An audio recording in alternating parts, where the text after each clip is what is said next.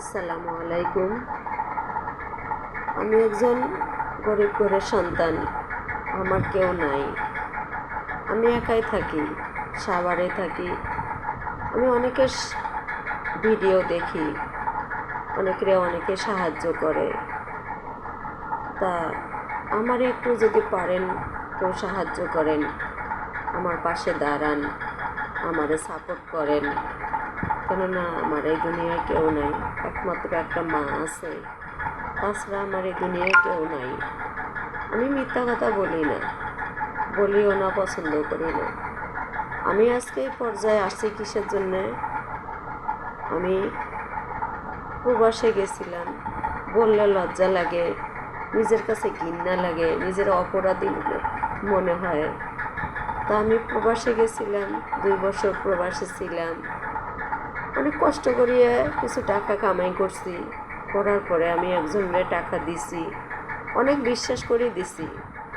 কেননা সে আমারে অনেক আশা দিছে, অনেক স্বপ্ন দেখাইছে, অনেক কিছু বলছে, আমার এই করে দিবে, আমার ওই করে দিবে, বাড়িঘর করে দিবে, জায়গা জমি কিনে দিবে, আমার দায়িত্ব পালন করবে। কিন্তু টাকা নেওয়ার পরে আমারে আর চেনে না।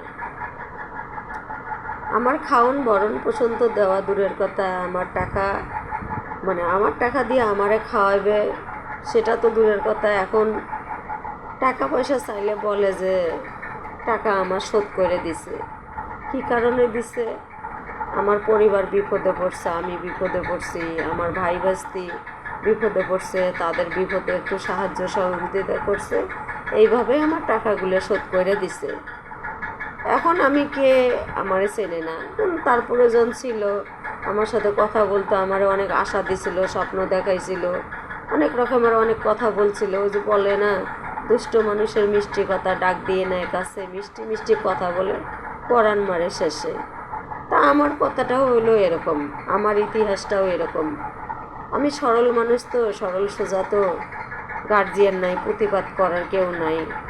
বিশ্বাস করে টাকা দিছি, সেও আমারে মিথ্যা আশা স্বপ্ন দেখাইছিল, অনেক কিছু বলছিল, সেই ভরসায় দিছি। কিন্তু লাস্ট পর্যায়ে সে যে টাকা নিয়েও অস্বীকার যাবে, বা টাকা পয়সা চাইলে আমি তার কাছে পাবো না, এটা কখনো ভাবি নেই।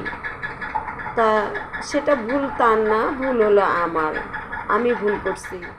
তাই আমার ভুলের মাসুল আমি দিতেছি, আমার পাপের প্রায়শ্চিত্ত আমি দিতেছি। কী কারণে?